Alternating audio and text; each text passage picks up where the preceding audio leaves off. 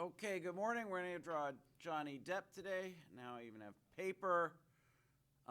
Johnny Depp is apparently the third most famous celebrity in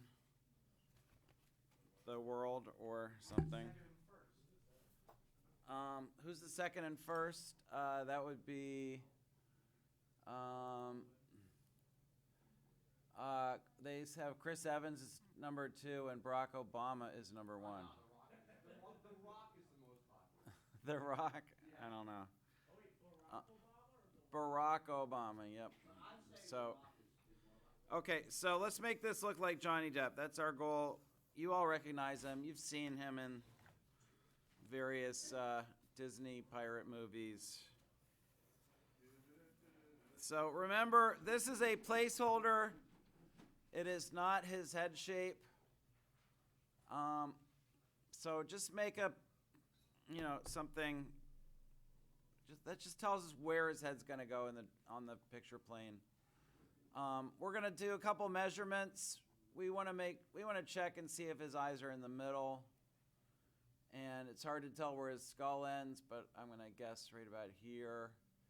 And if we measure, we can see that his eyes are indeed in the middle of his head. So we are going to put him there.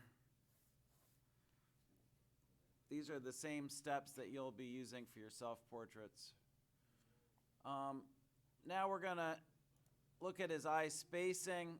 You cannot get a recognizable portrait if you get the eye spacing wrong. So what we're looking for is how these divisions break down. So, and it's a really good idea to do what you see me doing, zoom in on a photograph when you take a measurement, because you're going to take a much better measurement if you zoom in. So here's one eye width. Here's another eye width. And here is the outside of that cheekbone. There's the outside of that cheekbone. So what you're asking yourselves is, are these 5 units all exactly the same? What do you think? I'm going to say they are really close to being the same. He's got about one eye width in the middle, so draw like an average size eye for your space in the middle. But he's got a little extra space towards going out to the cheekbone. So instead of dividing this in half, I'm gonna leave a little extra between the outside corner of the eye and the cheekbone. I hope that makes sense. We can adjust the cheekbones later. We can adjust the chin and the top of the head. But the most important thing is this space here is just a hair larger than the width of the eyes. They're virtually the same. So having done that, we're going to analyze the eye shapes. And let's clean this up. And we're going to analyze it by blocking it in and thinking of it as much as possible in terms of angles and distances. So we're going to simplify this eye into a horizontal just below eye level. This is about a 40-degree angle going up. Another horizontal across the top. And then we're going to go up and down to meet at that eye level at the outside corner.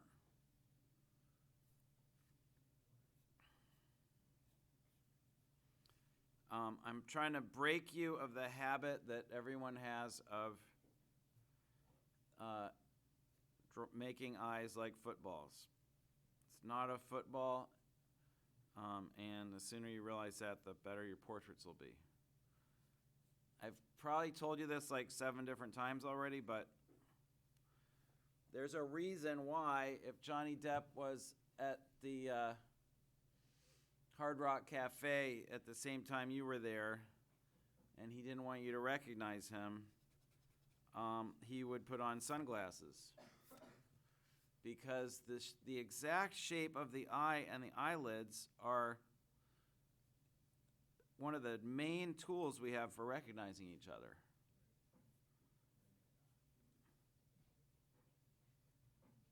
So notice we can see his eyelid,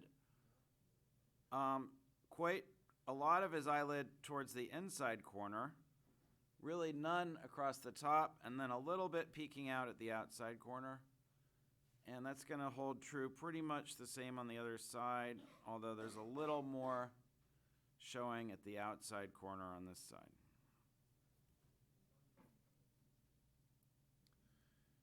Now we're going to get really granular here, as they say, and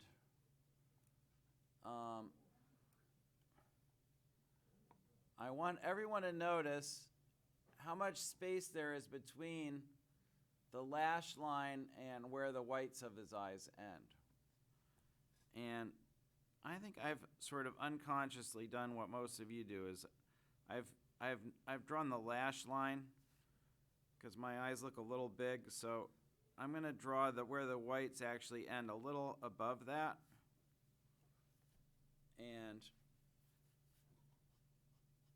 And then we want both these lines to be very faint. And why are they so faint? It's because what we have here are a surface that's in light, the white of the eye, and another surface that's in light, which is this little projection of skin sticking out, where this little shelf, it's also receiving light. So where two surfaces that meet light, that both receive light meet, we don't have a hard outline. You see that? We can zoom in even more. Sorry if that's disturbing, but you see how there's really there's no sharp lines here. Now in his movies, when he's dressed as Captain Sparrow, he's going to wear black eyeliner, and we're going to see a dark outline there, but we don't see that in this photograph. So do not emphasize any of these lines, make them very faint. Remember, we are thinking of the corners of the whites of the eye as, my pen doesn't work at this scale, but they're like little shark teeth. So just draw the shark teeth, draw this shape, and in between you will find the iris at its correct scale. And same thing over here. Does everyone see what I mean? But this white shape is like a shark tooth shape. If you ever found shark teeth on the beach. And like magic, if you just copy these triangles, you're going to end up with the iris will be perfectly round in the middle where it belongs. And you'll also get the gaze right, which is one of the hardest things to do. It'll seem like he's looking out towards us. So we're going to pop pupils into the centers of these irises. And notice that the pupil is up near the lid because it's centered on the iris, and we're cropping a lot of the top of the iris with the lid and not very much of the bottom.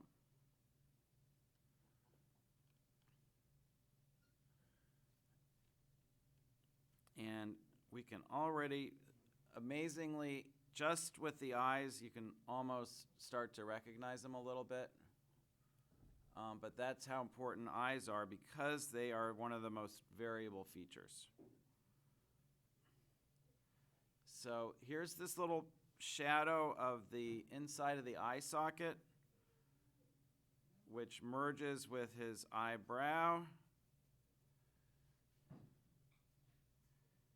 And here's a little shading under the eye socket, that little pocket that people call bags under your eyes that you get when you're tired or old like me. So I've actually always had kind of baggy eyes. think it was too much carbs in my diet or something. Yeah, that's what they say. That's from insulin. Insulin overload. Now, one last thing, I'm going to come around and take a look at how you're doing in a second, but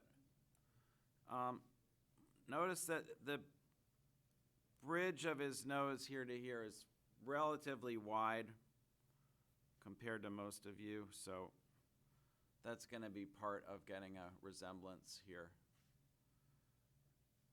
And I'm going to leave it there. The eyes are really important. I'm going to come around and give you some feedback. Let me just pause this. Okay, we're going to focus on eyelids for another moment. Eyebrows. We never got around to measuring this distance, but notice that this distance from here to here is smaller than the width of the eye. So we're always working from what we've discovered to what we haven't discovered, which is really the essence of proportion, like relating distances to each other. And that's really the heart of drawing. So we look at this distance here to here. I can draw it on here and show you. This distance is about the same as this distance. Can you see that?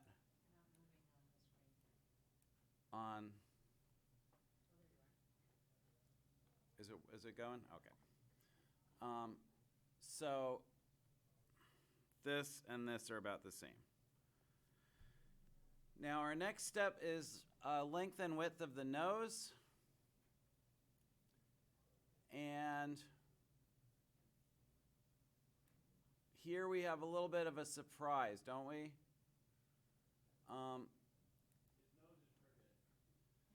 His nose is a little bit bent over to one side. It could be that his head is turned a little to one side, except I picked this photograph because we can see the same amount of both ears. Can you see that?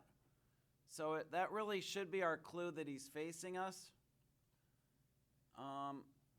In fact, we can see a little more of this ear than this one, so his head seems like it's turned a little to our left, but the nose is really off to the right. I think Thomas is right. I think it's actually crooked. So we're going to use these construction lines coming from the center of the shark tooth on this side and the inside corner of the eye on this side. And that's the nose width. Remember, most of you are going to want to make the nose way too narrow. Please resist that temptation. And for nose length, we're going to use a little bit of geometric thinking here, and I'm going to draw a square, and then I'm going to go from the center of the eyes, and notice that we've got about a square and a quarter. So the length of the nose is about 25% greater than the width of the nose. Does everyone following my thinking there? So you can even draw the square with the extra bit on top, and that's going to get us to the right length of the nose. And remember, the nose should end up being about halfway between the brow and the bottom of the chin. So that should end up being about half and half there. I might need to drop the chin a little more because his face might be a little longer than the egg I drew at the beginning.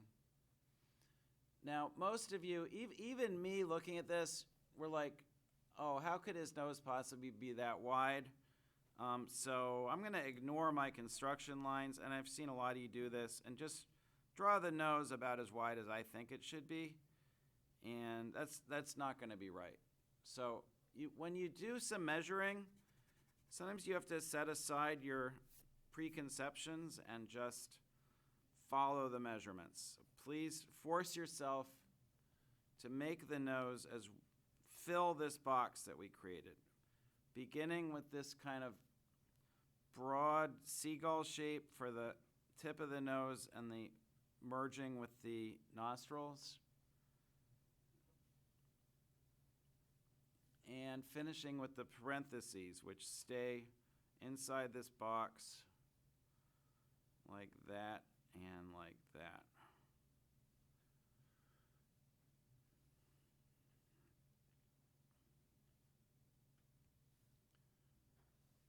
And I'm not going to edit this or second guess it. I'm just going to move on. His mouth line between the lips is a third of the way between the bottom of the nose and the bottom of the chin. So I've marked the bottom of my chin, and I'm going to measure about a third of the way down. And because he's smiling a little bit, this line is a little straighter than it would be. We don't really see the Cupid's bow curve in the middle. We see a little bit of the Cupid's bow on this side. So that's another kind of interesting asymmetry in his face. And to find the corners of the mouth, I could look at these angles. You see how from the parentheses out, we're going about 15 or 20, no, only about 10 degrees out from here to here. And there's the upper lip. I'm very lightly outlining that shape so that I can know where to shade it in. And it's very clear in this photograph, that thing I keep talking about is that the upper lip is going to be darker than the lower lip, not because it's red, but because it's facing the ground, and so it's more in shadow than the lower lip.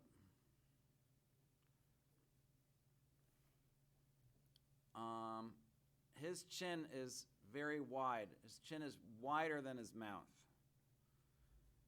Now, sometimes we see strange things in celebrities.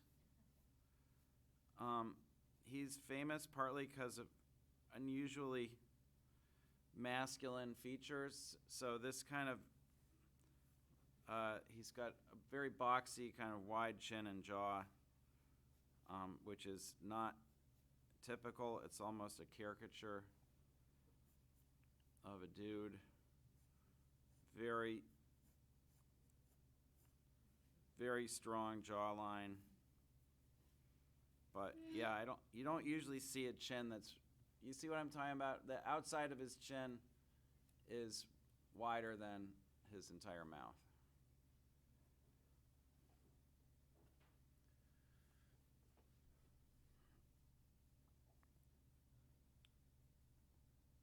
At this point, it would be tempting to say, oh, this doesn't look like him. I must have done something wrong.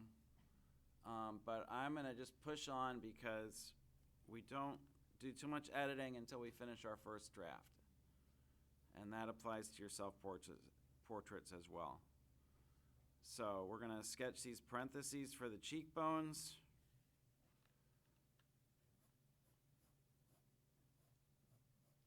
And notice a little symbolic thing artists do all the time is you make this curve overlap the curve of the jaw. And you can sort of see that. Do you see what I'm looking at here? It's like this curve is on top, and then the jaw comes from under the cheekbone. So we represent that with these overlapping curves, even though it's not quite what we're seeing in the photograph. It's a little symbolic representation of that depth.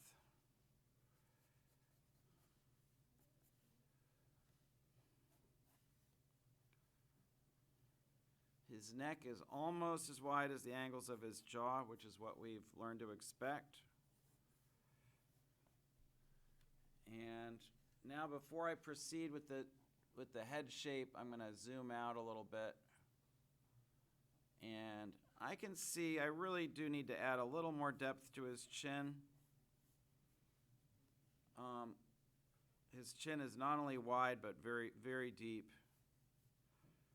And because I did that and I want to keep my eyes in the middle, I'm going to just make a little notation up here that we're gonna have to add something to the top of his head.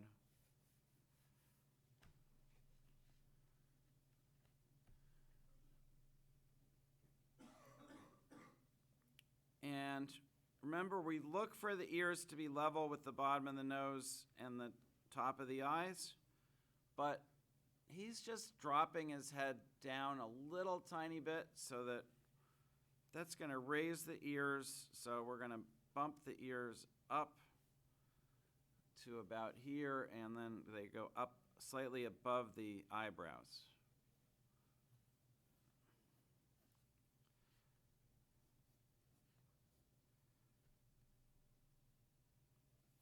I'm sure he unconsciously lowers his head slightly when the camera's pointing his way, because he's figured out that that's a better look for him.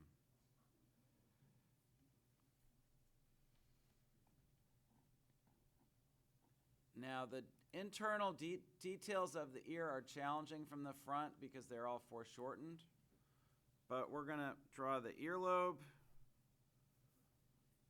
the tragus, the helix, and here's a nice little overlap.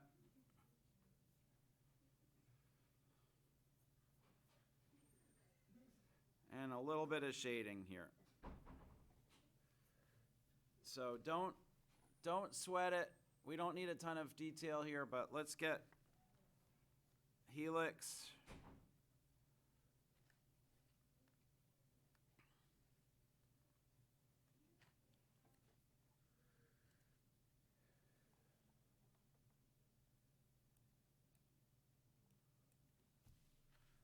Earrings.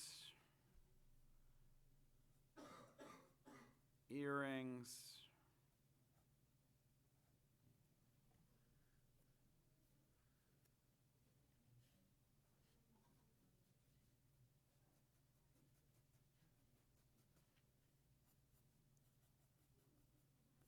And I'm going to pause again in just a second and have another look around.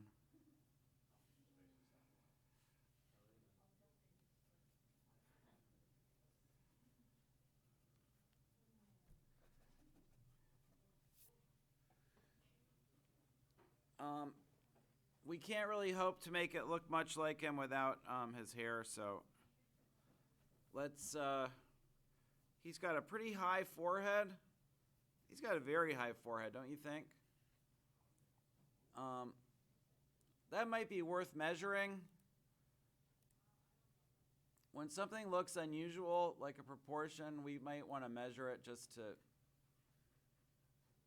have a point of reference. So when I measure this, the distance from his eye level to his hairline is the same as the distance from his eye level to the bottom of his lower lip.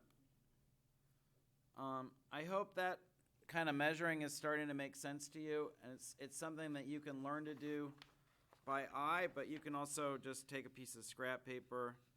So here's eye level, here's the bottom of the lower lip. That should be the same as eye level to the hairline. So I'm good with my hairline. You can also just measure with your pencil like this. Make sure you put that hairline high enough.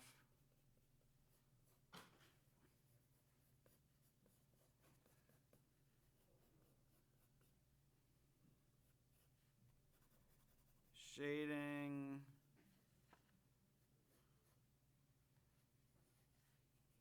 Shading. And people are always asking me, how do you draw hair? If you copy 7 different artists, you're probably going to find 7 different ways of drawing hair. So it's like drawing the leaves on a tree. You have to develop a shorthand because you can't draw every hair, right? It's just like you're drawing a tree, there's no way you can draw every leaf. And artists throughout history have developed all kinds of shorthands. The best advice I have is to think of the volume of the hair And that's also would apply to a tree. You'd think about the volume of the foliage. And so we're going to start by looking for a shadow edge along the volume. Like, notice that the hair, as it curves up, it moves into the light. So I'm just going to create a kind of randomish shadow edge. And then I'm going to do a first shading below that. And remember, if you're right-handed, I suggest you shade the other direction. So you see what that does? It creates a sense that the hair has volume, that it's not flat. And that's really good practice for doing that is to copy sculptures of people, because sculptors have to simplify hair even more than two-dimensional artists do. They can't sculpt every hair. So they have to simplify the volumes. And when you're drawing a cast of a human head, like a plaster cast of a sculpture, you're going to see forms like this. They're very simplified cylindrical forms. After that first step, we want to go in and do some really dark accents on the shadow side. And the challenge here is to make them kind of random. You do not want to turn it into a series of zebra stripes. That's what the human brain is going to want you to do. Your brain's going to say, oh, that's a pattern, and you're going to like start making even stripes. You want to resist that temptation and just go for like random clumps where there's some areas that are really dense and dark and other areas that are much more sparse. Kind of like this. And then the last step is we're going to add detail to the light side, but we're going to use much lighter pressure. You see that? I'm just barely touching it because we don't want our details on the light side to compete with, in darkness, with the details on the shadow side of the hair.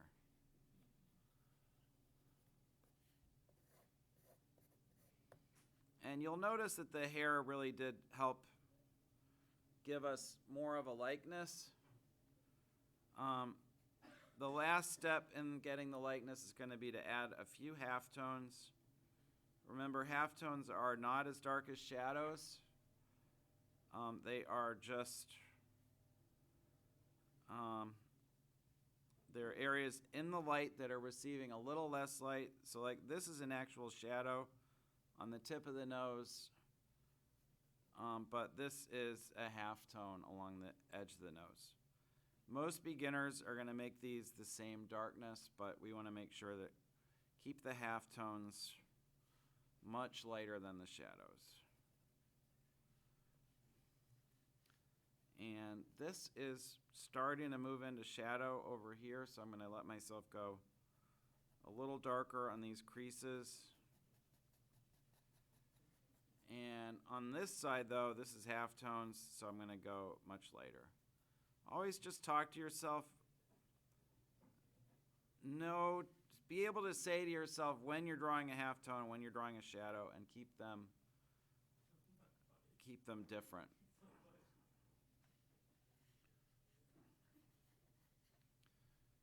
He's got a little beard. We're going to throw that in on the bottom of the chin. If you've ever seen Hollywood photographers or, model shoots, you can understand why this is not an ideal type of photograph to draw, because the light is they're going to be bouncing light from all over the place. They don't want a bunch of deep shadows, because deep shadows aren't always flattering. So they're interested in making them look good. And so these photographs can be a little harder to draw than photographs that are in a more controlled lighting situation with a single light source, which is what we tend to prefer. And there he is. That's my Johnny Depp. We can take a look at yours. Okay, I'll come around and look. I'll leave this up. I'm gonna stop recording now, and that was just our warm up today. So I'm gonna notice one last thing, which is his irises are really pretty dark.